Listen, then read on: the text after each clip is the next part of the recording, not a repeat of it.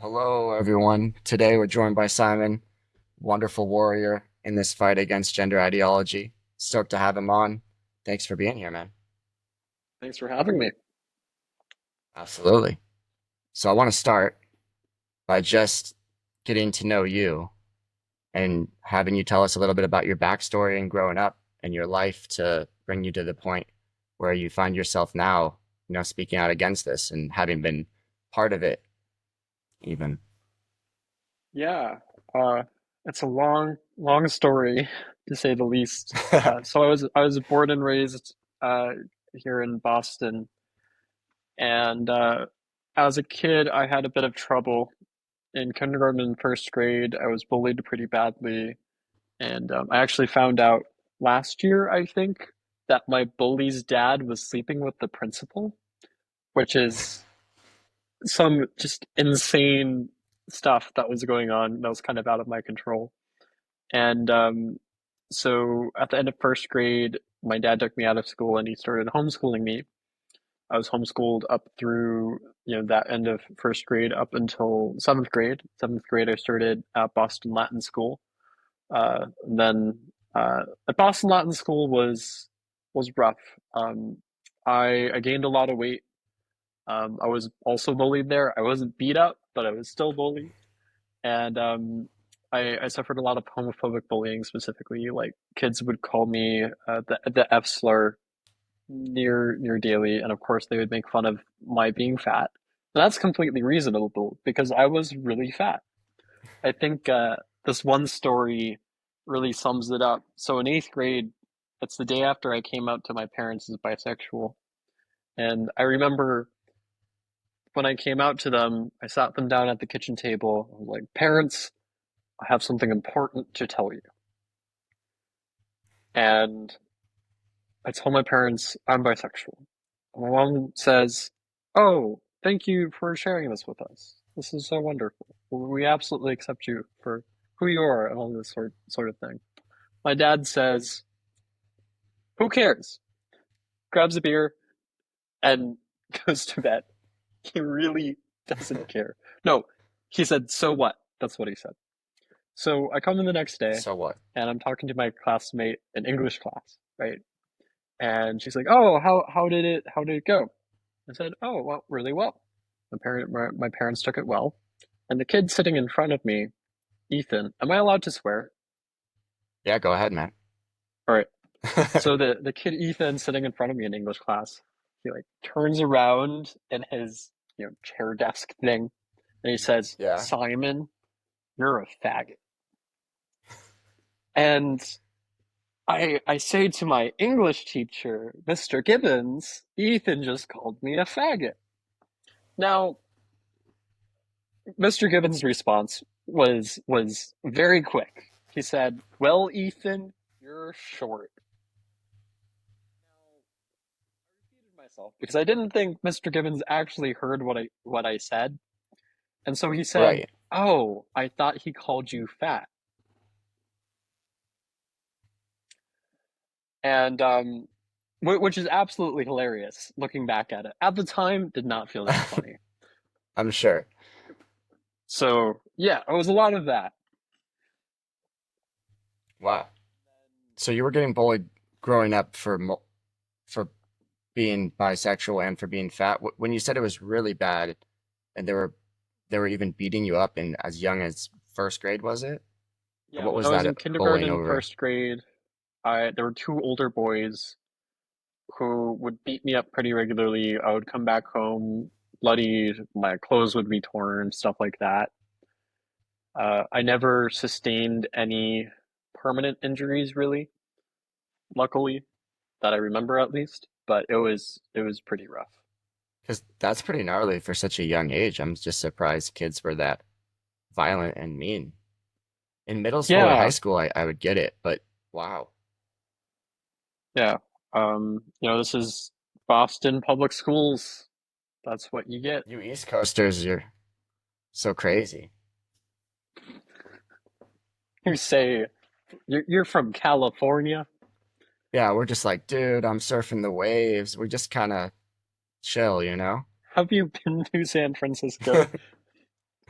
I have. Anyway, I had court there many times, but luckily I never lived there. yeah. So in eighth grade, I applied to some schools. I ended up transferring to a small private school for ninth and 10th grade. And nobody really bullied me in the same sort of way that I had been bullied previously, which was really awesome. Nobody was yelling at me, nobody was trying to beat me up. And that fall, so the summer before ninth grade, I said to myself, when I go to this new school, I don't want anybody to know that I was ever fat. So I lost about 60 pounds over that summer, and I a little bit changed the way I was dressing. And so I came in and I looked pretty good for a ninth grader, right? And my first day of class, I was waiting for my biology class to start. And the senior walks up to me and she asks, "Oh, are you one of the new teachers?" Now, Interesting. I was perhaps too autistic to take appropriate advantage of that circumstance, but this is sort of a description of how people saw me, which was very discordant from how I saw myself. Because when I looked in the mirror, I still saw the fat middle schooler I was just a couple months ago. So that fall, for the first time, I made a proper group of friends who happened to be all girls because I just got along better with girls. And about halfway through the fall, I think, um, one of the girls, I came into school one day and my friends all stopped talking to me. And I asked them, "What did I do?" They all said, "You know what you did." I was very confused because I really didn't know what I did. I found out much later that the reason they all stopped talking to me is that one of my friends at the time had spread a rumor that I had either sexually harassed her or sexually assaulted her or something like that, which I didn't do. In fact, there was a situation actually the day before they all stopped talking to me where she, despite calling herself a lesbian, made sexual advances on me. And I said, "Hey, I'm not comfortable with this. I see you as a friend," etc., etc. And then about a week or two later, I was on a school trip to see this musical called Fun Home. Great musical. Unfortunately, I do not have a great memory associated with it. And on the school trip, I was sexually assaulted by an older boy at this high school. And I told people at the school, and nobody believed me. And so had grown up, you know, seeing this was like 2018. So the Me Too movement had happened, and I was like, well, if women talk about this, they get recognition, and they can even make shit up, and people will believe them, but nobody believes me, and my thing's real. And so Yeah. I think something subconsciously there kind of was like, if I were a woman, I wouldn't have had this problem, which is a very naive thing to say at that age for sure. This was also the same time where I joined my school's Gay Straight Alliance. That's what it was called back then. Back in the day when we called them Gay Straight Alliances. And in this club, it was a student led, but there was always a staff member or professor, a teacher. That's what they called them in high schools. It's been a while. Um, in the room, and one of the regular activities was watching YouTube videos by this transgender identified male YouTuber, ContraPoints. And that's where I learned about gender dysphoria and the steps of transition and all these different sorts of things. And also in health class, I learned about the gender unicorn. And given the Wow. context of the health class, like we learned about STDs and different forms of birth control, and all of that information was pretty accurate. So I figured, well, the gender unicorn is probably accurate too. Right. And I just kind of accepted that without really critically thinking about it. And then I started seeing a therapist at Boston Children's Hospital the winter of ninth grade because I was suffering from anxiety and depression. and just trying to cope and process with my previous awful experiences. And a month or two into that, I came out as transgender to my therapist, and then I came out as transgender to my parents. I wrote them a terrible song and I played it on the piano. I was like, I'm really a I girl I inside. like And that it it's, was a song. yeah, it was the worst song I've ever written in my life, but it was a song. And what did they say compared to the other thing you brought up to them? I'm pretty sure my dad said, and I quote, hell the fuck no, you are not a girl. I've known you your whole life. Um, that sort of thing. And then I had three separate referrals, one from my therapist, the second one from my psychopharmacologist, and the third one from my pediatrician. And when I met with my pediatrician, I was 14, so this was spring of 2019. Or maybe I had newly turned 15, anyways, around there. I was explaining to him how I was experiencing gender dysphoria. I was really a girl inside, and I would like these different surgeries and hormones and stuff. And he said to my dad, he asked my dad the question, which I'm sure you've heard before: would you like a dead son or a living daughter? And I was in the room, so I was there and asked my dad. It did happen, and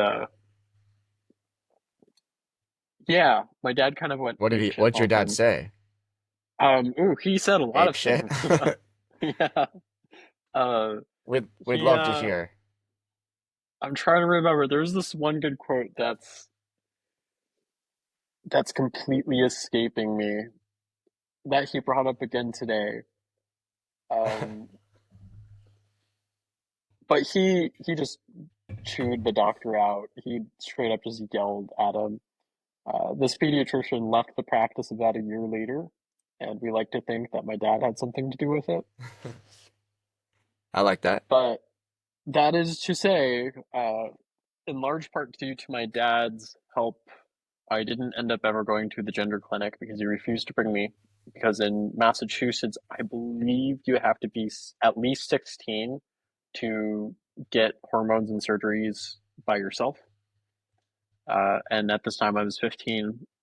And then in 10th grade, I looked around and I'm like, I hate high school. I don't want to be here anymore. So I applied to college and I got into college with a merit scholarship.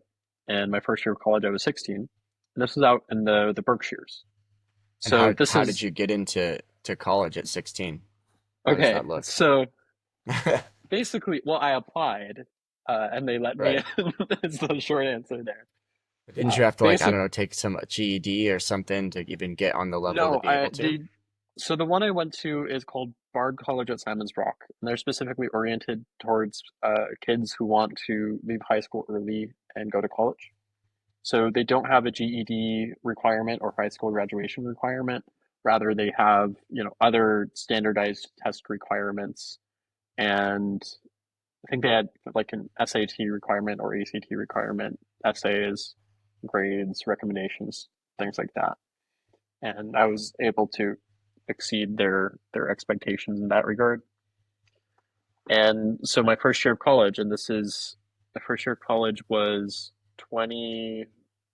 2021. So this was COVID, and I was out in Western Massachusetts in the middle of the Berkshires, big mountains, forest, everything. And there aren't any gender clinics near there.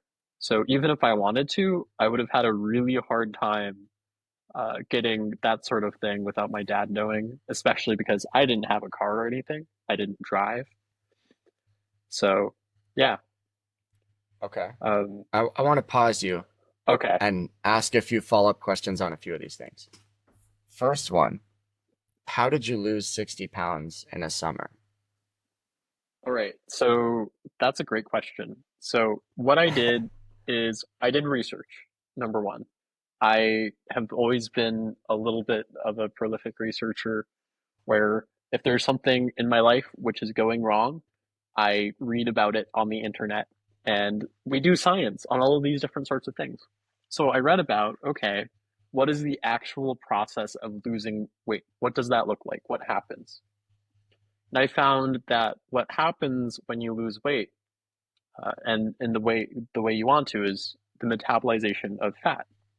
And the metabolization of fat happens most efficiently when your glucose stores in your bloodstream, and then secondarily, I think it's your liver, I want to say. I believe it's the liver, uh, are out. And then at that point, your body starts using the fat stores in your body. And that's when that all breaks down. And that's when you actually start losing weight. So I then read about how you can actually enter into a state like this. And this is called ketosis, which we're familiar with. A lot of people are now familiar with. And basically, you can shortcut the uh, transition from glucosis to ketosis by just being in keto the whole time. So instead of just using your glucose stores and having unstable blood sugar and all the issues that come with that, and lower energy when you run out of food, right, caloric intake, you just start burning your fat stores. And that's what I did for summer. I did some intermittent fasting. I stayed pretty active. I did a lot of Brazilian Jiu-Jitsu, which Nice. is very intense exercise if you've ever done it, full body, everything. Yep. You know, you will literally start steaming because you're working so hard, because your sweat is evaporating.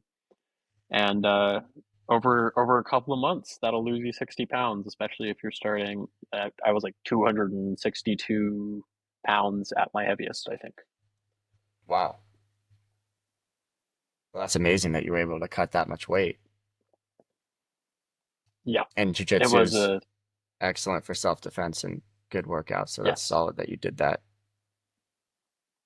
Okay. My next question is the girl that made up the lies about you, that's something that seems to happen pretty often in society these days, or at least, speak to my personal experience, beyond the obvious big ones like Brett Kavanaugh or Johnny Depp, possibly Donald Trump. I can tell you in family court and divorce court, where there's custody of children and divorces, it seems to be very common for people to make up things like that. And I'm curious what you think about that in general, and if you think that there should be repercussions when someone makes a fake accusation about something so serious.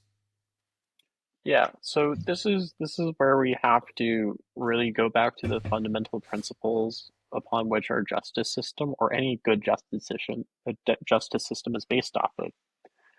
And it's the idea of innocent until proven guilty.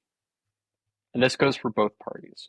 So, unfortunately, in the vast majority of cases that sexual assault happens, there isn't enough evidence to conclusively prove that it did certainly happen or did certainly not happen.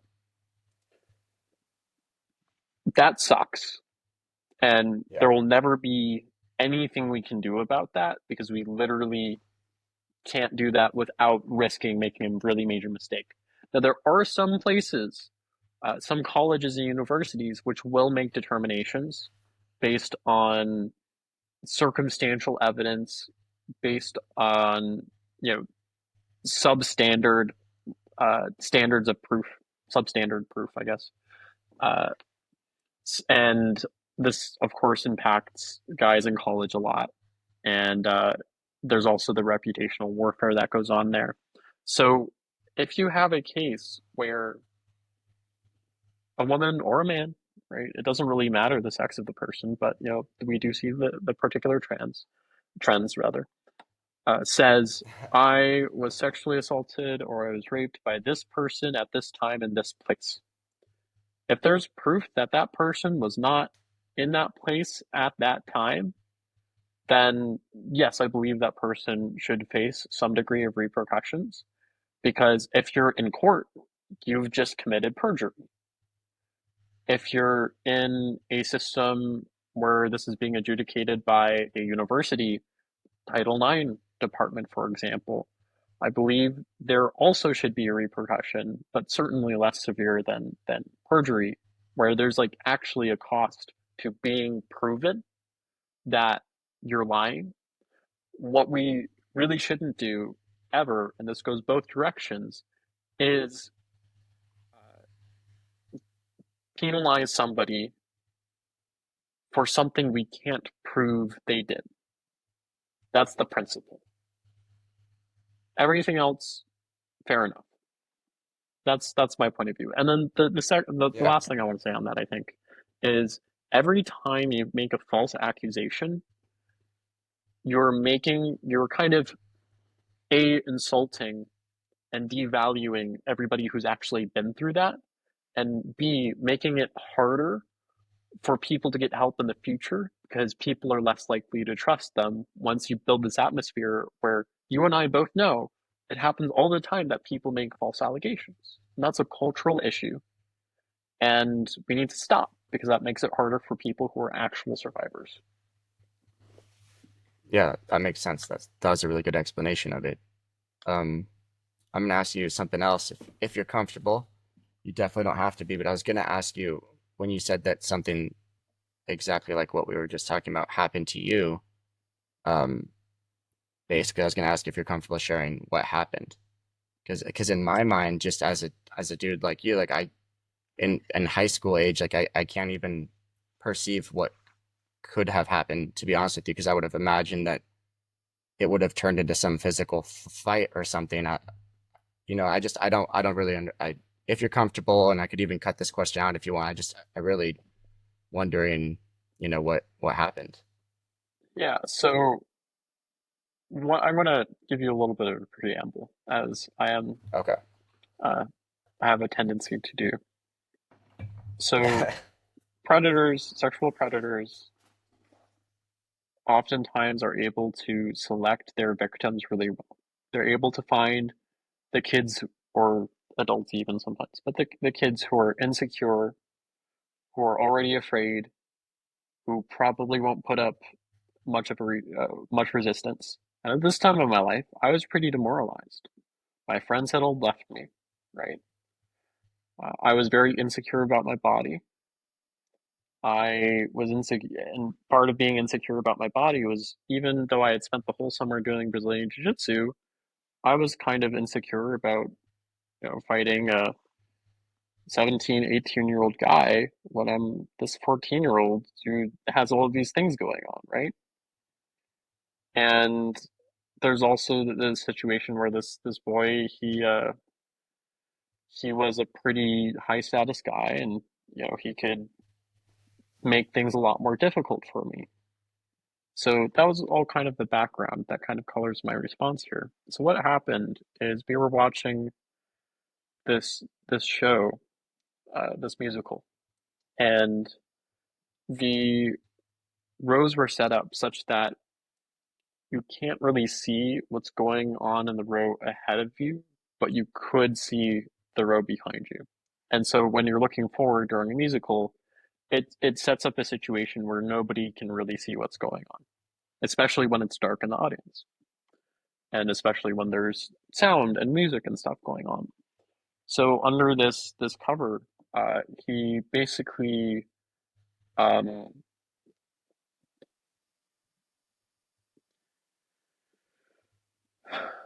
trying to think of the words.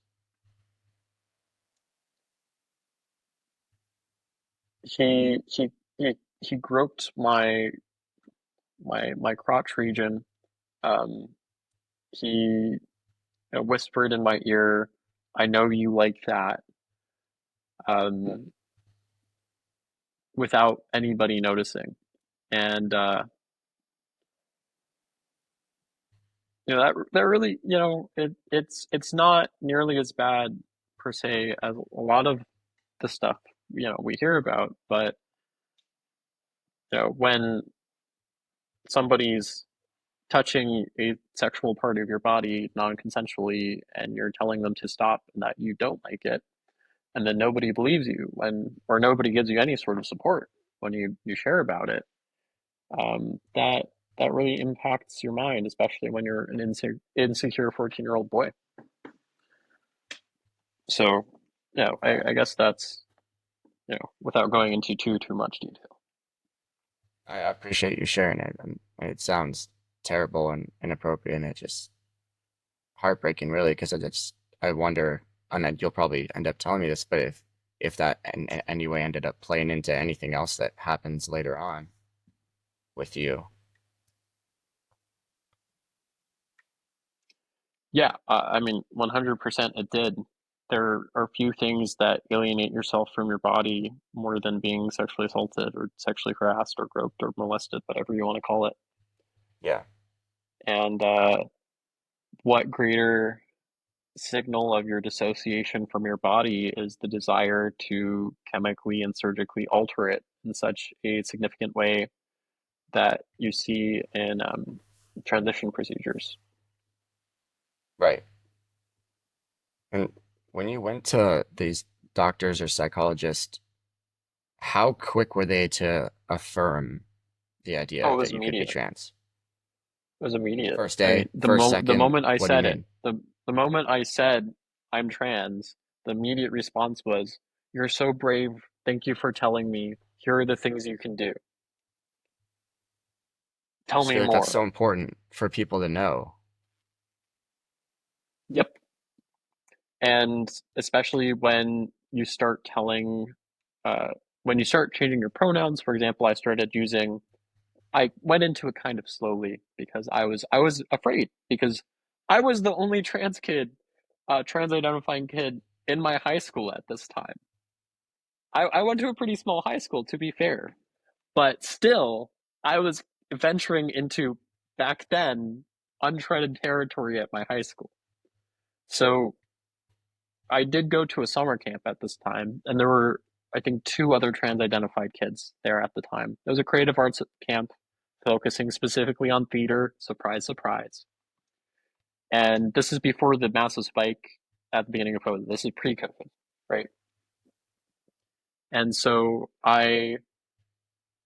there were the pronoun rituals where the theater group would go around in a circle and introduce yourself by your name and say your pronouns and your favorite ice cream flavor and that sort of thing. And I went back and forth between saying he, him, and they, them. And I noticed that people treated me way better when I said they, them. And I was showered with affection and love and interest and all these different sorts of things. And while consciously I wasn't making the decision to identify as trans because people were responding to me better, right? It wasn't an intentional manipulation. That's what happened. That did influence my decisions because I saw, oh, well, I must be right if people are treating me better, right? In the same way that you could conclude that going to the gym leading which leads to people treating you better means that going to the gym is a good thing, right? Yeah. So I in my first year of college is when I first actually socially transitioned properly. My parents did not know about this until like last year because I kept them it secret from them because I knew they were not accepting, not affirming at all, which good on them. I respect the hustle. Okay, And so now we're in college now. yeah. And what does that even mean to officially, socially, So uh, you know?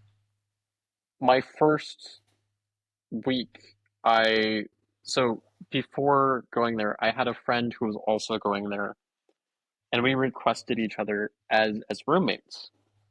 We both ourselves down as non-binary.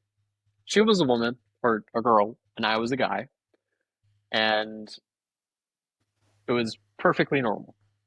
It, it wasn't at all normal. There was layers of messed up to this situation, more than you know. The first week, her boyfriend called her in the middle of the night, yelling about how he's going to drive up here and shoot everybody. And Dang. that was not a great environment to be in. I'll be so real with you. Did that have So anything to do with the non-binary thing or you, or was that just a random thing you I didn't have really know no about? clue. I think there was some other thing going on that I accidentally walked into there. So yeah, that was a thing. and I didn't get a lot of sleep. And this was COVID, so we were supposed to be quarantined in our rooms. So no walks, no seeing other people. And there were like a couple designated "you can go outside now" times. And there was a Which is young woman. insane, by the way. Yeah, But no, it's please fucking continue. insane. Yeah, and we Yeah. all had to wear masks and shit. Uh, there's this young woman across the hall from me who I got along with pretty well because before my whole class had like a Facebook group and stuff back when kids used Facebook. Crazy. Anyways, it wasn't that long ago, half a decade. Yeah. But still, we got along and we had some things in common. And she was right across the hall from me. And she was identifying as non-binary at the time, going by a male name.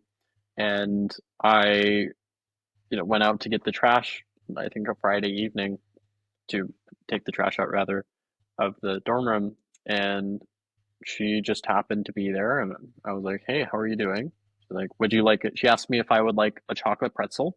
I was like, "I'm not going to say no to a chocolate pretzel. Who in their right mind?"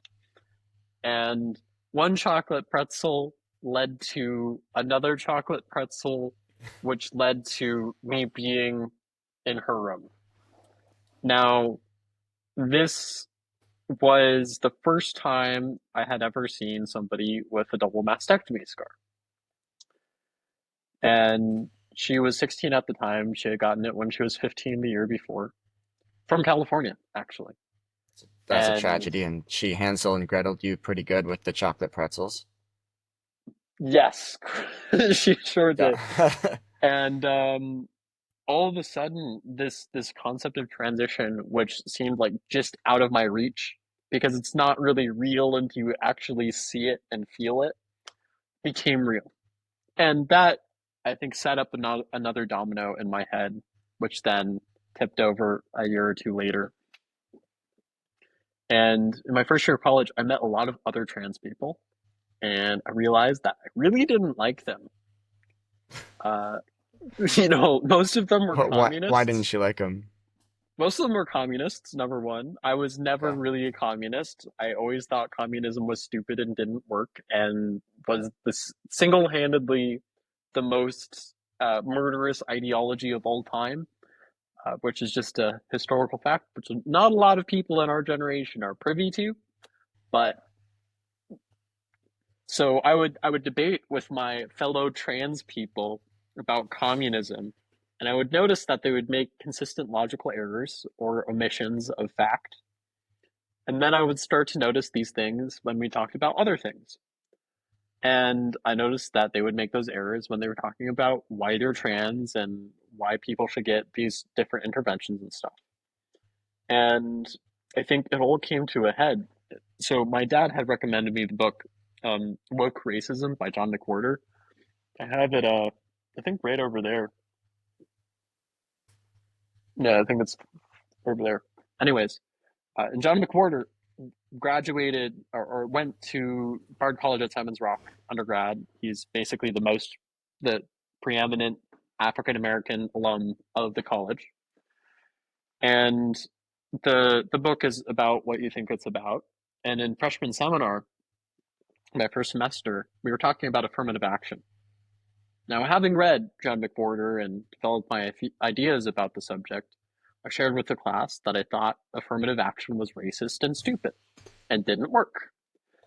And now my professor asked me to apologize to the class for saying this, which is crazy. So I Crazy. didn't do it. I've always been a very oppositional person, so I didn't do it, right? And this made me a social pariah. People started treating me really badly. Some people threatened to beat me up. I actually had to move dorms because of potential safety issues. And of course, people spread lots of rumors about me, probably lots of rumors about how I allegedly sexually assaulted one person or another, because that's the tool of choice in relational warfare. And things really went downhill from there. And so the only people who would really talk to me or hang out with me was this group of guys. And some of these guys were Republicans. And we violated the COVID regulations, went into town, had dinner at a Mexican restaurant, and we shot the shit. And this was the first time in my life I really hung out with a group of guys, hung out with the boys, if you will. And what Yeah, I that's noticed wild. is we were disagreeing on 15 million different things, but we weren't hating each other because of it. And that was so refreshing to me. And they didn't really care what random shit I had going on. They were just, okay, that's cool. This is what I think and why I think you're wrong. And I'm like, well, this is great. So that was a bit of an eye opener for me. And so I ended up leaving Bard College a bit early, going home. I finished my spring semester remotely after a incident, which is a whole other thing, anyways.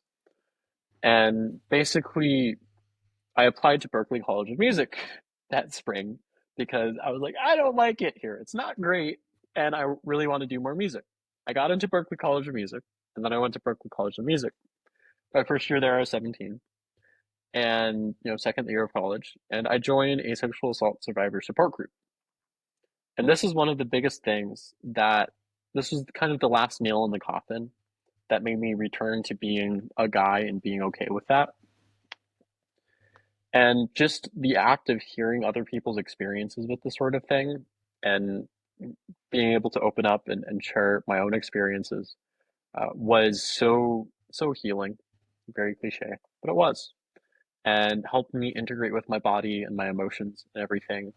And so I felt like a whole complete person. I didn't need to lean on the non-binary identity or the transgender woman identity or anything like that. And I went back to using instead of saying she, her, or they, them, I just said, I think that's a stupid question when people ask me what my pronouns are.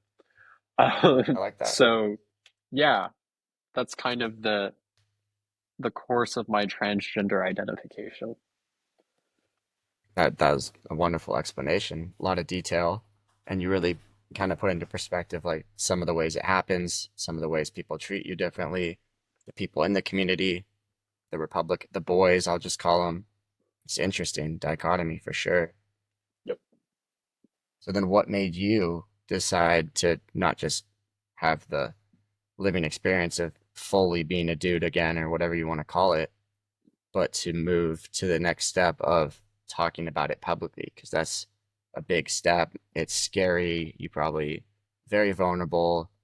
You probably feel somewhat ashamed or something like that. Not to put words in your mouth, like just like or regretful. Um, Yeah. So that's a really hard thing to do. That I admire and think it's awesome that you do. By the way, I'm gonna confide in you and your audience, perhaps something that might be a bit of a red flag. I'm a person who tends not to feel shame or regret. There are a things little I have regretted, sociopathic. and there are things that I have felt ashamed about, but usually not the top five emotions. And so not how I would describe it, number one. Number two, the reason I didn't is because I had the opportunity. My dad was really involved in these parents' communities of trans identified kids like Pitt and parents of ROGD boys and things like that. And so I got connected with some of those people, and I got connected with Richie Heron, who's a detransitioner from the UK. You probably have met or heard of. And I joined a Discord server and had time to talk with them. And I'm still on their Discord server. It's like fallen apart and then been reconstructed. There's been a little bit of a cycle. And I, over the years, or over the, how many years? It was like 2.5 years, 2 years, that from properly fully desisting to speaking out, I had this feeling of urgency of I need to do something because I've been through this issue. I can see it clearly now, and so many people around me are being hurt by it, and people I've loved mean, at least two of my girlfriends ended up transitioning after they broke up with me, which is really fucked. Yeah, what does that must hurt? Yeah, so What is that like emotionally? devastating. So the the second one that happened with was a young woman I was deeply in love with, and I think, right, I was a kid again, so I think I put her on a bit of a pedestal, which is what one is off to do as a teenage boy. And near the end, so we started the relationship when I was identifying as trans. When we first met, she told me she was a lesbian, and I said, "Well, I'm trans, so it's okay," and all of that sort of thing. So she continued identifying as lesbian despite dating a boy. And near the end of the It's kind of relationship, confusing, but yeah, no, go very on. confusing, but it made perfect sense back then. Anyways, Okay, so okay. so it was a 2.5 year long relationship, and that last half year is when I desisted. And I remember asking her, literally crying, "Would you still love me if I was a boy?" And she reassured me and she said yes. Now, this was my first year at Berklee. This happened. And in the beginning of the spring, she broke up with me. And that winter she had cut her hair short, had started going by a different name, started stating her pronouns to other people differently, things like that. And then that fall, she went to college at an all women's college, which is quite funny. Uh, if you're transitioning to be not a woman, why would you go to a women's college? Anyways, That's no, that's actually a really good point. if you think about it. It's kind of So, acknowledging that it's not real, but yeah, yeah. there's a lot of cognitive dissonance in this community. So she ended up dating somebody, basically the female version of me. Uh, this young woman who had the same hair, same glasses, dressed very similarly, had a lot of the same interests. And so I was at Berklee, right? And I was in an ensemble. I was like, well, I'm going to write a song about this. So I wrote a song about it, and then I played it. There was a video of it. I posted it online, and both her and the new girl saw it, and then they broke up. So I won. I'd love I to won. hear the That's song. winning. Anyways, it's called Manic Pixie Dream Boy. Anyways, Manic I Pixie can Dream actually Boy. play it Okay. for you later if you want. So, Sure. That'd uh, be awesome. I write yeah, songs too, so I think it's super cool that you're a musician. yeah, absolutely. Music is so cool. I love music. Anyways, It's like real so life magic, you know? yeah, no, exactly. I have the Right. same exact thought. It's like you're speaking a spell and then it makes people feel things Like magically. deeply. Yeah. Yeah. Anyways, Yeah. so I found out about a month or two ago when I was hanging out with Elle Palmer, who's a detransitioner friend and colleague of mine, She's awesome. that Yeah. my this ex that I was telling you about uh, got a double mastectomy and looks like she's on testosterone now by checking her Instagram. And I after she broke up with me, I had nightmares about seeing her after undergoing a double mastectomy, which bled into some of my waking moments where I would be in the shower and I would close my eyes and that's all I could see. And this happened for a couple of years, maybe. I also had a It's a couple of long years time. That's of a long time, man. nightmares. I also had a couple years of nightmares where I had this one recurring one where I was on an operating table and a surgeon looked down at me holding like a scalpel, smiling, said the operation was successful. And I couldn't do anything because I was anesthetized. I couldn't move or anything. I couldn't scream. And I knew intuitively what had happened, that I had been castrated in this dream, which is something which could have totally happened if like two things were different in my life. And I no longer have any of those nightmares, which I'm happy about. So I've healed from that through much therapy. But that kind of contributed to the sense of urgency and the sense of loss and the absolute emotional devastation when somebody breaks up with you after saying they would still love you if you started identifying as a boy again, and then breaks up with you and then transitions and dates a young woman who looks like you. There's just layers of messed up stuff going on there. Yeah, Um, that sounds like a tough one to deal with. yeah, yeah. So that all came together, and I focused on just processing that and healing from it. I wrote a lot of songs, and I got to a point where I was reasonably stable. And I think I kind of told myself that the reason I wasn't speaking up about this publicly is because I need healing first, because I can't take this on my plate. And so part of my healing looked like um, absolutely destroying my social anxiety. So last summer, 3 months straight, I had the goal of talking to one new stranger every day. I did that. I think a year. I started going to the gym last summer. I think a year or two ago, I started long distance running. I ran 2 half marathons. So really, not just talking to a therapist and learning about emotions and things, but going out and doing things that I'm proud of, and having a band and playing places and getting paid to play music for people and stuff like that. Self Incredible. actualization. And so I finally was in a place where I'm like, I can handle shit. I almost died of hypothermia during my first half marathon. It can't be harder than that. And so last fall, I was taking a class called Songwriting and Social Change with my favorite professor at Berklee. And the kind of culminating project for the class was to put on an event about a social change topic that we cared about.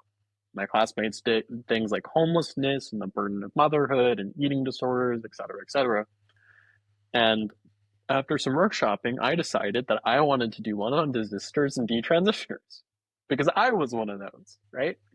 Could you explain the And difference between the two really quick? Because actually, before I met you, I didn't know. really, okay. Yeah, isn't that So crazy? a lot of people are kind of split on definitions here, and people use the terms oftentimes interchangeably. I'm But if using we're being yours. precise about things, I call myself a desister. Other people call me a detransitioner, right? That's their prerogative. But I call myself desister. I define desister as somebody who once identified as trans, socially transitioned, and then desisted from the identity and socially detransitioned. The line between detransitioner and desister is once you're medicalized, so once you take hormones, puberty blockers, undergo surgeries, and then go back. That's a detransitioner. Got it. It's a good line to draw, I think.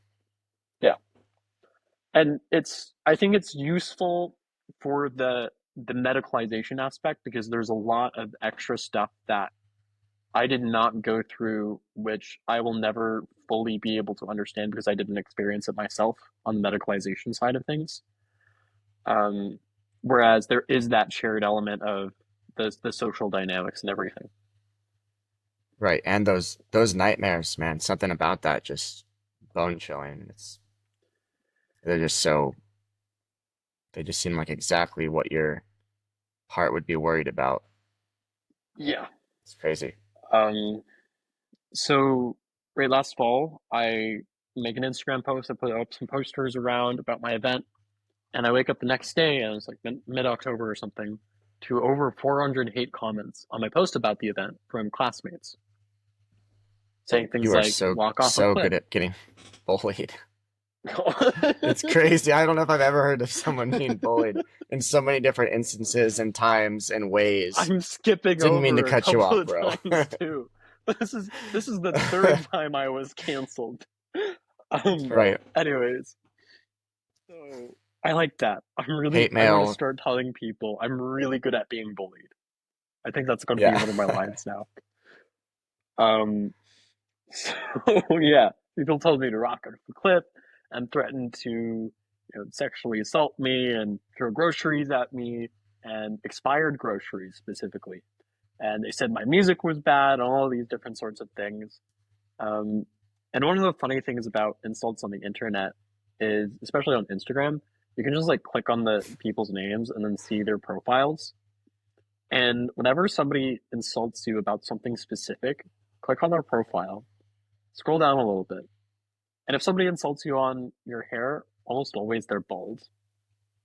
This is actually the case with a lot of people.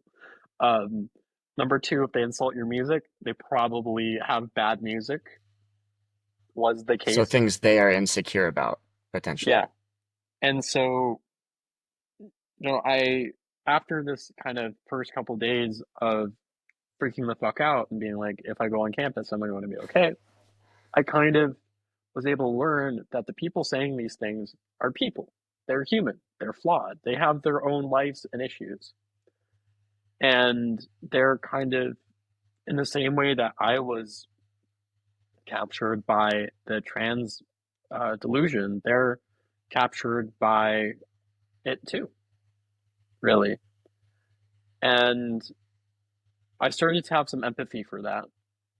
And I think the point when I really cemented that, one of the moments I was most proud of from last fall, and I have lots of things to be proud of that maybe other people would be more proud of. I wrote an op-ed for the Boston Globe. My event was canceled, but then I rescheduled it at MIT and hosted that to a combined virtual and in-person audience of over 100, and et cetera, et cetera.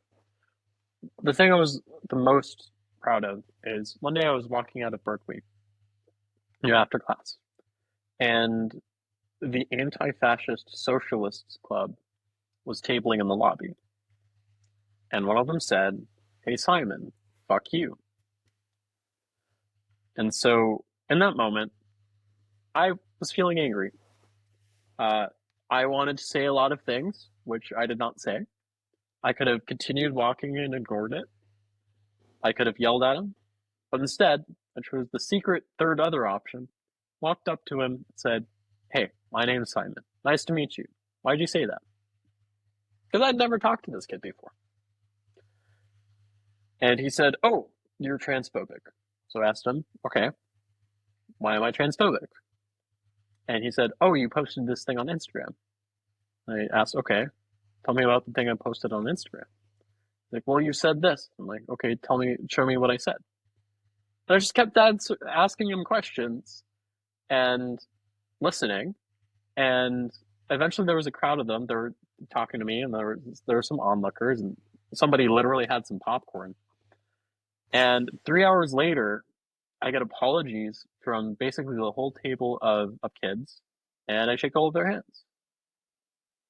And I basically showed to them that I'm a human and there are reasons I believe these things, and I've had some pretty rough personal experiences. And I'm not hosting this event because I hate them. Right. That's powerful, man. And those 3 hours, I could have said a lot of things. I could have said a lot of really mean things that I would have really liked to say. But I knew that I didn't need to say them. And the number one thing that I kind of kept in the back of my mind, and this is kind of a very much a man thing to say, is if the worst possible outcome is a physical altercation, and I'm looking at these skinny music students who are like 18, 19, 20, and I'm a big guy. I'm over 6 feet. I'm over 200 pounds. I've been going to the gym for a while. I know BJJ, et cetera, and MMA. I'm like, the worst thing that could happen is I win a fight against, these kids. And I'm trained specifically to fend off multiple attackers. And so there was really no reason for me to feel threatened. I kind of logicked through that in my head. I was like, okay, this is an exposure therapy. And that's what I did. And a step from talking to a stranger every day for 3 months to talking to hostile strangers every day for 3 months isn't that big, actually. Yeah. I mean, little steps make you grow exponentially. That's awesome, man. Yeah. And so now I'm here. Now Ta-da. you're here. Now you're speaking out, telling your story, and testifying even in states. We testified together, even in Colorado. That's kind of cool to be in the Yep. same little group as you. because Colorado's going kind of nuts right now. I'm curious what you Oof. think about that. Oh And my of course goodness. about California, because, we've always got to ask about California. Yeah, so Massachusetts is pretty bad. Colorado is worse. The worst bill I have ever read in my life was that bill. Was it like HB 251312 or something? Something like that, yes. The Kelly Loving Act. And so one of the things a lot of the people did not know about the Club Q shooting is that the shooter identified as non-binary and was referred to as they, them, and mixed during the court proceeding, which the other side of the trial refused to abide by. So throughout the trial, the the prosecution misgendered the shooter. So I'm just saying, Did that affect the outcome at all, or what happened with that? no, it didn't. It didn't. Um, but when you're talking about a bill which is intended to stop transphobia and you're naming it after somebody who was killed by a trans person, I think you have, things mixed around the wrong way here. Anyway, so that's one Sounds of like it. my thoughts. I thought it was the This, craziest bill I've read too, just so yeah, you know. yeah. No, we're not alone in that. The the bill itself violates the Constitution and the state constitution of Colorado in like five different places, I think. In Colorado, you're not allowed to present multi-subject bills. This bill had to do with school dress codes and freedom of the press and custody cases. Well, Yep. that's at least three different It was things, and basically maybe it was a combination of like yeah, 5, 6, 7 bills I've seen that were actually separate in California. mhm. So it was totally multiple. Yeah. And then there was infringement on freedom of speech, where they were saying, okay, it's illegal to misgender people in speech, in writing. Uh, if you're a parent and you refuse to trans your kid, that is coercive So control, like and your your kids can parents. be taken away based on that. And 14th Amendment, First Amendment, Colorado Constitution. There was a Supreme Court case. I'm trying to remember what it was about. But anyways, like there's jurisprudence for these things, and they're completely spitting in the face of that. And I think it's if not a Supreme Court case, I think it might just get struck down in federal court. I'm hoping so. I think it's a clear, war on parental rights, attack on children. It's horrifying to see, but I'm glad that it's opening the eyes of some normies that haven't seen how crazy this stuff really is and that they're truly trying to take our kids from us. Yeah, I mean, like you and said, it's misgendering your kid, that means your parents, theoretically, if you were in yeah, Colorado at the time, right? You wouldn't have yeah, and been this with them anymore. and I think I might have said this in one of my testimonies for the bill is that yeah, my parents didn't affirm me; they misgendered me. But if we had a law here in Massachusetts that said that was enough reason to take me away from my parents, I would not be in one piece today, right? That would make things work because look, the thing is that I don't want to mince my words here. Affirmation as a therapeutic approach does not work.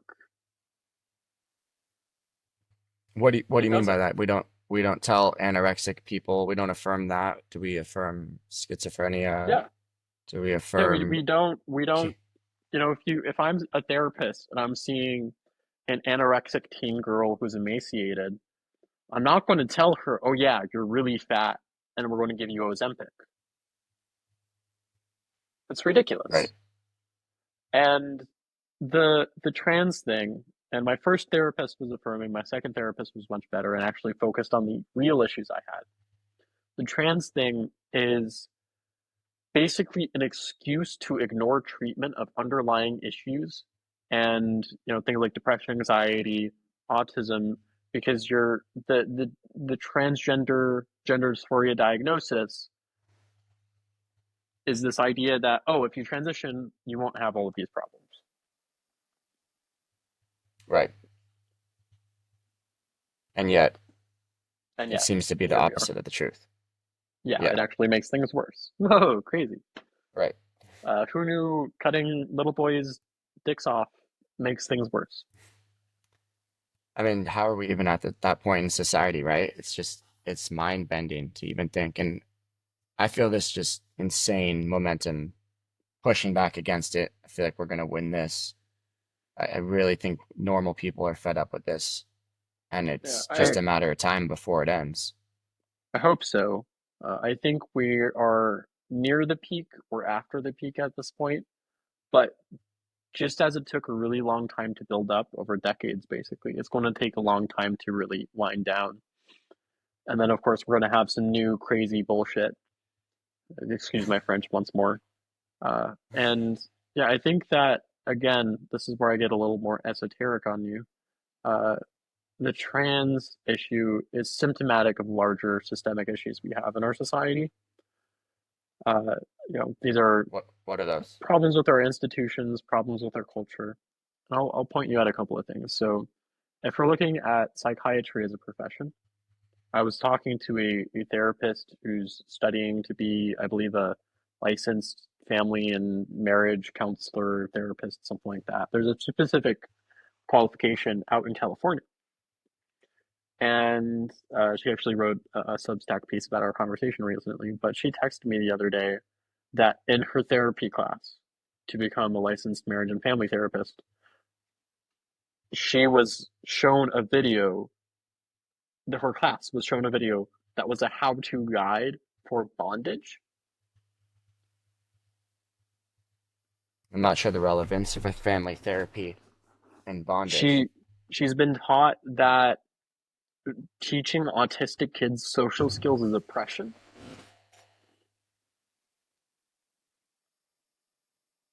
That's very confusing as well. Yeah, and like the iceberg goes I feel like really there's deep. more. Don't stop. There's got to be some. That sounds The crazy. APA guidelines say that you have to take into account systemic racism in custody cases. Okay. So even though that they got married, if the kids half one race, half the other parent has a more right to the kid because of an immutable characteristic. Is that kind of what Yeah, the? because slavery happened 250 years ago. But I mean, sex is something that's immutable, and they Yep, seem to like to side more with the parent who doesn't align with that immutable characteristics. It's kind of an interesting contradiction yep. to me, at least. Yeah, there's kind of a deep rot, and really this whole constellation of ideologies, because as you see in my story, my kind of peeking on the race stuff, where it's like there's a lot around the BLM protests. I saw this going on. I was like, the media is lying to me. I saw with my own eyes what happened here in Boston. These weren't protests, these were riots. And people are saying defund the police. I'm like, why would you ever do that? That's ridiculous. And then we find out that the Black Lives Matter organization was basically a scam, and the policies they're advocating for would actually disproportionately hurt communities of color, not help, right? And I've always been very serious about helping people in need. And if we invest in public schools, because I suffered from the lack of um, proper public schools here in Boston, that's an actual problem which needs an actual solution. But instead of doing that, we're talking about, oh, we're going to defund the police and we're going to do affirmative action to cover up the fact that our schools are so terminally messed up that we don't have people graduating with basic literacy. So, anyways, and then a lot of the same logical errors and a lot of the same beliefs carry over to the trans issues. This whole oppressor oppressed dichotomy kind of being at the center of it, where anything an oppressor does, which means that the oppressed is worse off and the oppressor is better off, is bad. And anything the oppressed does to take away power from the oppressor is good. And it's kind of this shortcut to moral superiority, where okay, if I'm black, right, or let's say if I'm trans, I can be an asshole to all cis people, and people who believe in this ideology will not believe that this trans person is a bad person for that. They're actually fighting, they're standing up against the system, right? They're decolonizing, right? And this is exactly what we saw after October 7th in the college protests, where there's this oppressor oppressed dichotomy between the Israelis who are seen as white, because there's the racial aspect to it, and the Palestinians who are seen as people of color who are the oppressed. And anything the oppressed do to the oppressors is a good thing. You know, I had a classmate at I have a friend rather, who went to Mass Art who was Jewish. She, on October 8th, 2023, was invited to her friends, or so-called friends, uh, Osama bin Laden party, which had a banner that said 6 million more. That's The pretty incredible. the open celebration, the rape and murder of civilians, the moral justification is the same set of beliefs, the same logical principles or illogical principles that's used to justify the trans stuff, to justify the race stuff, to justify the fat phobia stuff, which never became as big, which I think is a good thing because I fat being fat sucks. It's not good for you. You don't feel But you, good. David Stop Goggins, being did, fat. so you're good. Yeah, exactly. Um, and the funny thing about being fat is that it costs less to be not fat than to be fat. So, anyways, Right. so I'm trying to draw like the parallels here of the what I call the woke ideological complex, and different elements of it have been dispersed throughout our institutions and our culture, which then leads to the disruption and destruction and moralization of our citizenry, of different classes of people, and the destruction of cultural norms which have served us for thousands of years, or decades, That's a or good way hundreds to maybe. tie it all in. And my question to you is going to be why?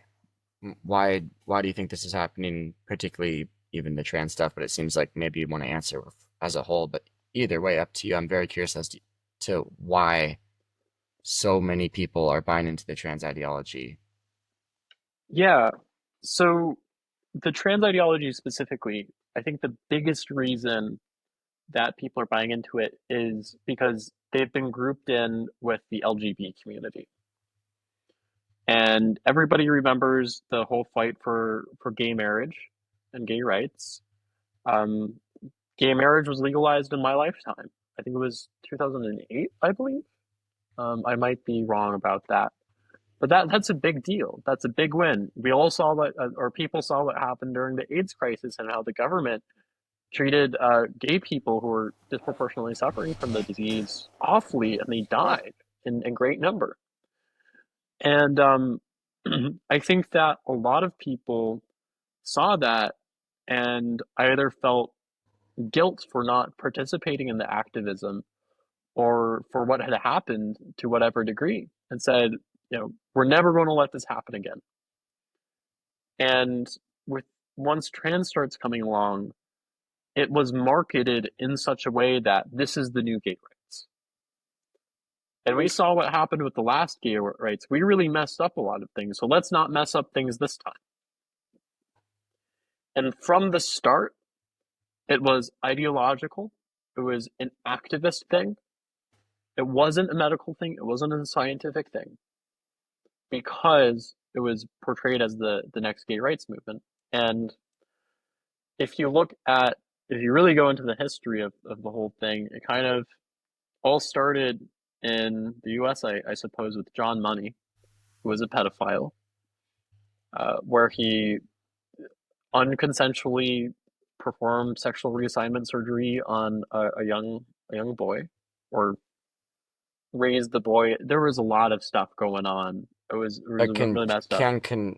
can children consent to anything anyways? Question to you. To anything, anyways? Well, there are certain things children can. So, under American law, children cannot consent to sex below a certain age. They cannot sign contracts. They cannot drink alcohol. They cannot drive cars. We have this whole long list of specific things in law, and then just general Right. societal standards, which we understand that children cannot do and cannot consent to.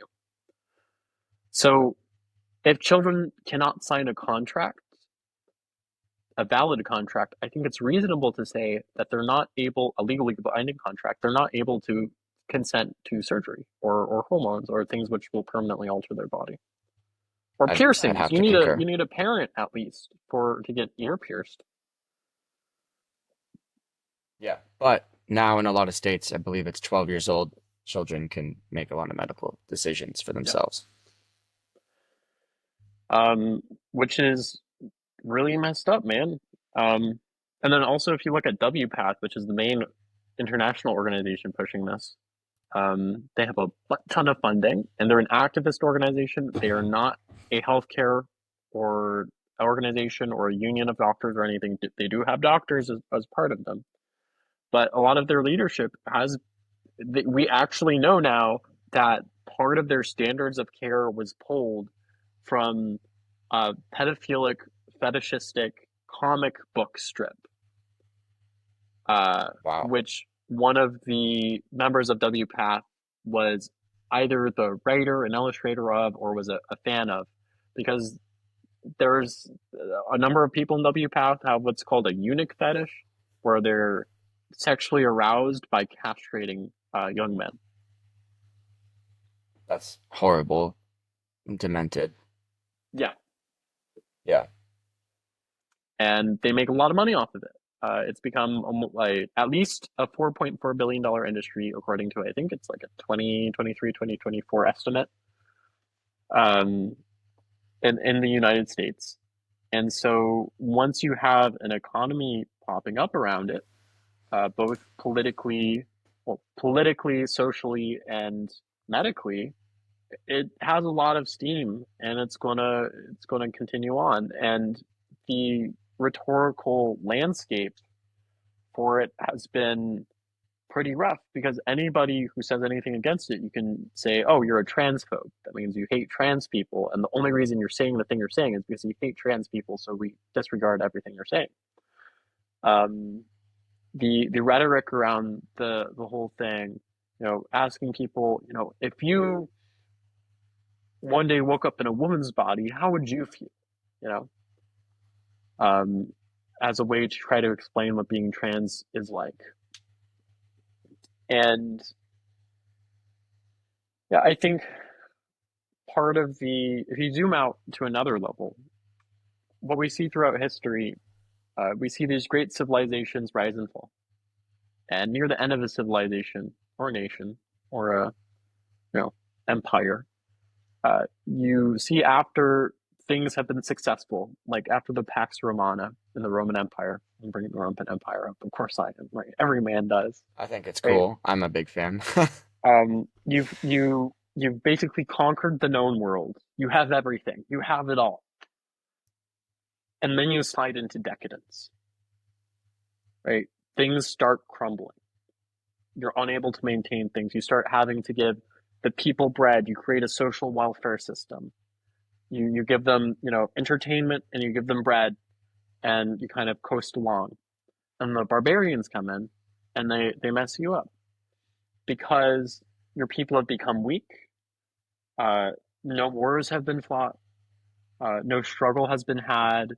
A lack of economic productivity, a stagnation in innovation, all of these different sorts of things, which leads to really major ideological changes. And now this is going to be a little bit controversial, but in many ways, the shift of the Roman Empire from their pagan Greco-Roman religion to Christianity was kind of like their woke movement because their ethical system was based on this idea of virtue, where true happiness is embodying virtue, and their virtues were, strength and honor, and these very aggressive, more stereotypically masculine things, um, as opposed to the things which are emphasized in early Christianity, which are, humility and modesty and sacrifice and all these different sorts of things. And so I'm not saying Christianity is bad, right? Not at all. But I'm just saying that at that time, it was a very destabilizing force for the Roman Empire. And when you see the loss of a traditional religion in any civilization, that leads to a massive period of turmoil, oftentimes decadence, because people lose their meaning, people lose their way, people lose the pressures that cause them to form into well integrated, effective people. And this is exactly what has happened here in the United States, where if you look at the beginning of the 20th century, the vast majority of our population was Christian. Now, we saw the atheist movement, of course, and the atheist movement was a part of this. I'm not going to deny that. I don't think atheism in itself necessarily has to be bad, but this combined with the spread of the the beginnings of the woke ideological complex, which has its roots in postmodernist thinkers like Foucault and Marxism, actually, uh, kind of the unholy fusion of the two, if you will, has replaced Christianity as a religion, replaced God, if you will, because once you give up Christianity or Judaism or whatever religion you might have, you're still going to have a God-shaped hole in your heart. And so you're going to make your own God. And that's exactly what we have done. Instead of worshiping an omnipotent, creator and believing in the original sin of, Eve eating the apple, we believe in the original sin of slavery. And we worship these, oppressed groups of people. And the trans woman who threw the first stone at Stonewall and things like this. We've created a whole mythos. We've created a whole system of belief. We've created a whole metaphysics that is basically the result of abandoning traditional religion and systems of belief. And we're falling into decadence because, like, poor people are fat now because food is so cheap, right? Right. People have entertainment, people have food, and once you have those two things, if you look at experiments like Mouse Utopia or Rat Utopia, I forgot if it was rat or mice, but I think it did both things. Right. When you give a social group of animals a environment that has no predators, has plenty of food, has plenty of entertainment, plenty of water, all these different things, all their basic needs are accounted for, and there's no pressure on them for any predator or anything else like that. After a couple of generations, the social group completely disintegrates. The mice will stop having children. If they have children, other mice will come along and kill the children. You'll start Wow. having male mice acting in effeminate ways, and you'll have female mice starting to act in masculine ways, and you'll have roving bands of mice just beating other mice up. And if this isn't kind of what we're seeing here in the West, what are we seeing? It sounds pretty accurate to me. My question to you is going to then be, are you saying we're about to fall like the Roman Empire, or is there hope, which I believe there is, that we can bring back some of these traditional values and beliefs, American ideas, and save our republic? Yeah, I don't know if we can save a republic, but I think we can save a lot of American ideals. Um, and it pains me to say that because I am a big believer in republicanism as an ideology, not in the sense of the modern Yeah. party, but republicanism as this ideal of a republic being a nation, a state where the people are educated and take part in the governance of the state through elected representatives and all these different sorts of things. I like it. I think it's amazing as the Greeks, intended in large part. I think right now, if I had to look at the future, I think there's a lot of hope. I think we're going to win the gender ideology war. Absolutely.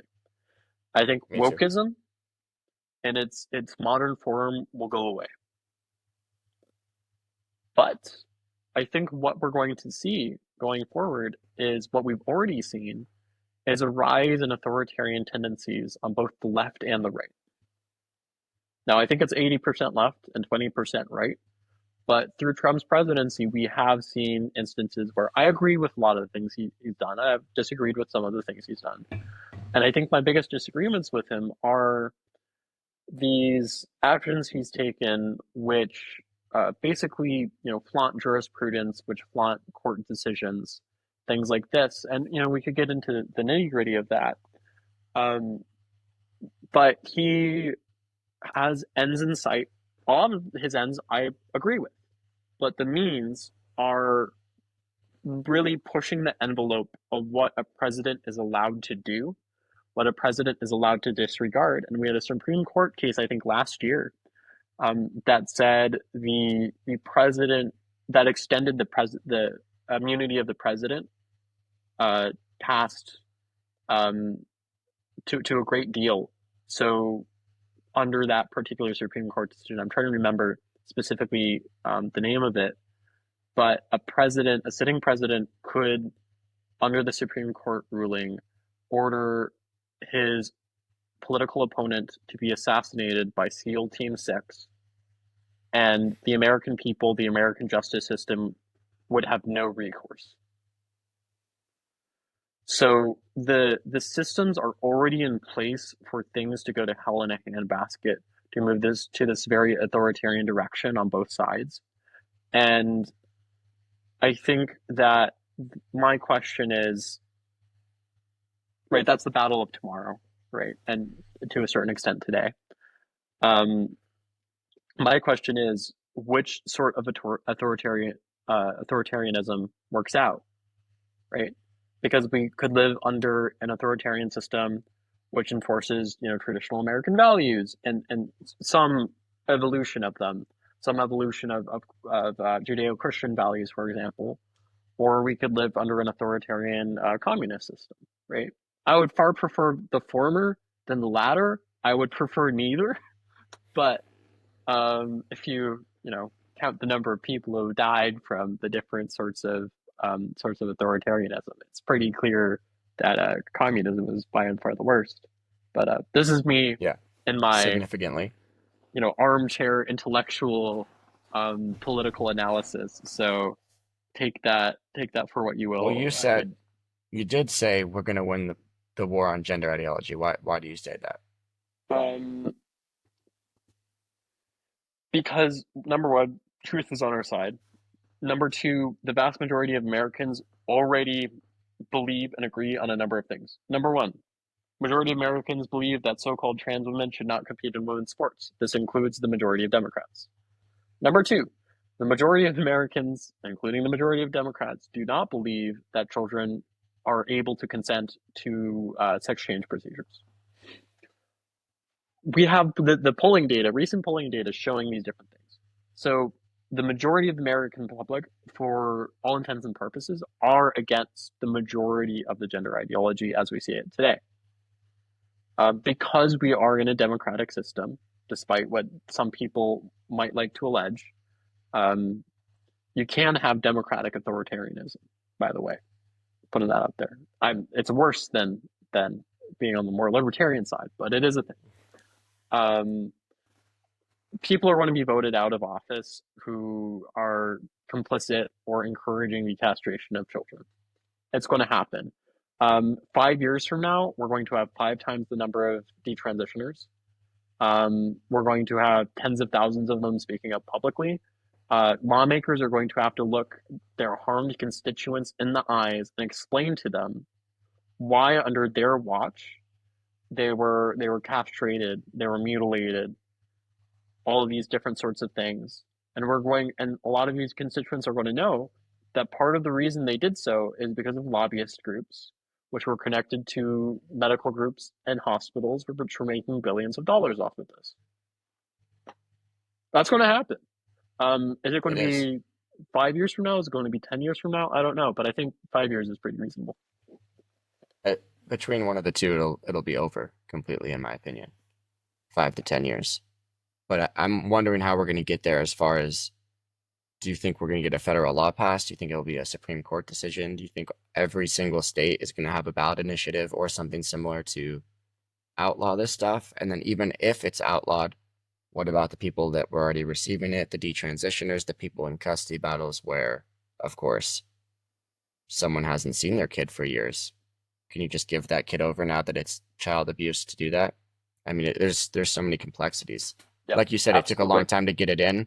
There's gonna be a big fallout coming out as well. So politics is downstream of culture, and culture is a leading indicator of policy, generally speaking. That's what we're seeing in the polling data. Most people are against this. Um, and so there's a delayed response to that in the legislative sphere. So the way we're going to get rid of this is, I believe we're going to see state level action first, right? That's what we have seen. We've had a lot of states Yeah, ban this, mostly red states. Next thing that's going to happen is we're going to have purple states like New Hampshire, which got its ban for double mastectomies and puberty blockers and cross-sex hormones for minors pass both chambers of their judicial, I mean their legislative system. I expect the governors are going to sign both of them, and that's good. that's going to be the first state in New England to ban it. From there, is it going to be Maine? Is it going to be Rhode Island? Is it going to be Connecticut? Is it going to be New York? I don't know, but I think it's going to be state by state because a lot of the executive orders from Trump are great, but the next guy can just come along and reverse them, right? So what we need is state by state legislation, number one. And then number two, I think if we see a Supreme Court case, the Supreme Court is going to say that it's up to the states to decide this issue. That's what I think is going to happen. So like the Scarametti, Tennessee one that they're gonna rule on within the next month or so. You think Yeah, they're that going to that's say, what they'll conclude? yeah, it is within a state's right to legislate on these issues. Um, I Is think it that if bad that you look, I'd like to see them go beyond that no, it isn't at in all. some sort of way? I I'd like would, to see I would them honestly, say it's child abuse or something to that effect. yeah. It'd be a bold strategy, but it's kind of what we need right now. Absolutely, but I think looking at their previous decisions, I mean, overturning Roe v. Wade, it wasn't saying they didn't ban abortion. They said the states can decide, right? And they've been definitely a more Jeffersonian Supreme Court, if you will, compared to previous Supreme Courts. So I think they're going to be on the side of states and states' rights, if you will, on this issue and most of the other issues. So that's what I expect to happen with that. Um, and then, yeah, I think another aspect of it is defunding the hospitals which are doing this. Um, that is going to be very difficult. I'm pretty sure Trump has signed an order about that, but they all have stays on them in all of these different states. They're all being challenged immediately. So Boston Children's is still transing children. Um, and then, California as well, but hopefully yeah, the feds, sue them yeah, so they don't want to do it anymore, yeah. essentially. And we have seen certain hospitals stop doing this. We have, even in blue states, because of the pressure But from the are they federal still doing government. it and renaming it possibly? Maybe.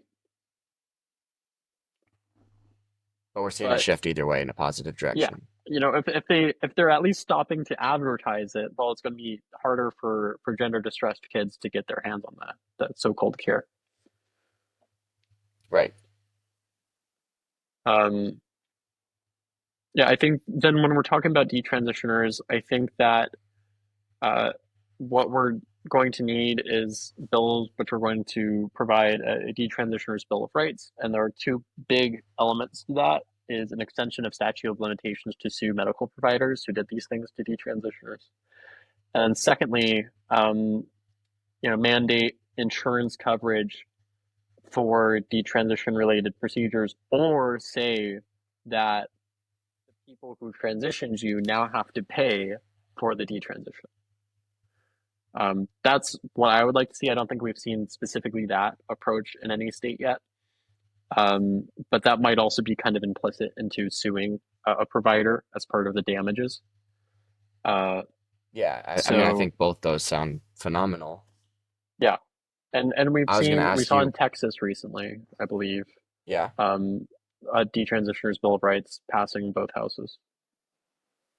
love that. I was going to ask you, just a little devil's advocate, what do you say to people who say almost no one detransitions? It's like less than 1%. What are you talking about?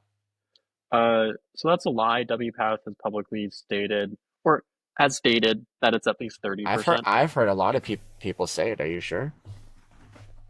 So Uh, I will come at you with a number of studies. So number one, we had a study in 2024 from Germany. And the nice thing about Germany is that they have a socialized healthcare system, so their data reporting is far more reliable than the US. Um, Okay. this study had I think 5,000, N of 5,000, which is quite significant. They found that 80 like 85, 90% of the children in their study who were diagnosed with gender dysphoria or gender dysphoria grew out of it by the end of adolescence, um, without medicalization, right? So most kids who are gender dysphoric desist, and we've seen other studies that replicate this. Now, detransition, the reason we see these claims that detransition rates are low is because the way studies are designed on this is the way that studies are, end up being is number one, they have very high dropout rates. When you have a dropout rate of like 50%, any finding you have is null. Number two, the follow-up periods for most of the studies which claim to show low detransition rates are only 2, 3, 4 years. A lot of detransitioners are trans for much longer than that. I identified as trans for over 3 years, right? So a 2 year study wouldn't show that I desisted. And longitudinal studies like that are much harder to run. We also see in systematic reviews of the evidence, like the CAST report, the one that recently came out of HHS, which was very fair, and a number of other European ones, they show collection of other studies which show that the desistance and detransition rate is actually quite high. And in many cases, evidence of that has been suppressed by people associated with WPATH. That's good to know. And I'm glad that those studies are coming out and people are starting to wake up. I want you, Simon, to close us out with your final thoughts, words of wisdom, whatever you want to say, whatever's on your heart. Give it to us. Yeah. So one of the things that a lot of the assumptions the other side makes of me is this idea that I hate trans people. That's absolutely not the case. In fact, I grew up with trans people. I loved trans people. I was friends with trans people. I was in relationships with trans people. I went to class with the trans people, all these different sorts of things. And I know just how much pain they endure. And a lot of that pain, I've realized and I've learned through listening, comes from not actually being trans, but unrelated issues. I have never been close to a trans or detrans person who has not been sexually assaulted. Vast majority of them are autistic. Vast majority of them are, many of them are same-sex attracted. Right? These are all struggles that people go through, and if you don't confront them, you're going to continue to feel shitty, even if you're living as the opposite sex. Um, and so there's also a lot of fear mongering where if you're identifying as trans, the media is telling you and activist groups are telling you that you're going to kill yourself if you don't transition. That's not true. Um, it might feel really bad that you don't get to transition right now or ever, right? But transitioning probably won't help your mental health, and it will certainly make your physical health worse. And you know, you might not believe it right now. I sure as hell didn't when I was identifying as trans. But someday you will find somebody, you'll find multiple people probably, who love you not despite your sex, but in part because of it. I love that. Thank you, man. Thank you for sharing your story, speaking out, being so vulnerable, so brave. You're helping a lot of people, and glad to know you. Thank you so much. Thanks for talking to me, having me on. I'm trying to do my best here. Um, yeah, much to be done. You're doing great, man. Yeah, there is much to be done, but we're doing it.